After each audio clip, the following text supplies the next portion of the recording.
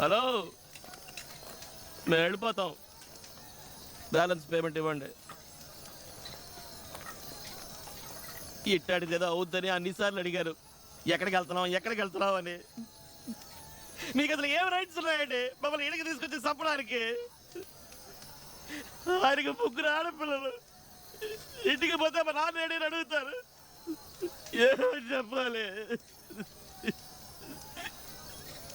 పడి రాజా సురేష్ అందరూ చచ్చిపోయారు.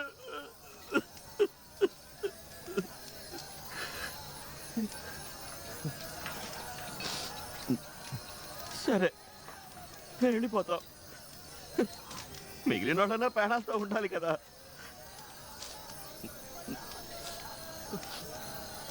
చచ్చిపోయిన వాళ్ళకి సెటిల్మెంట్ చేయండి. వాళ్ళ కుటుంబాలు బతకద్దు. మిమ్మల్ని నమ్ముకునే కదా వచ్చాం. అసలే ఇక్కడ ఎన్నో ప్రాబ్లమ్స్ ఉన్నాయి. వెళ్ళు, తర్వాత మాట్లాడుకుందాం. ఈ తర్వాత కథలే వద్దు. డబ్బులు ఇచ్చేసాయి, మేము వెళ్ళిపోతాం. ఇక్కడి నుంచి ఎవ్వరూ కదలకూడదు, అర్థమైందా? వెళ్ళు.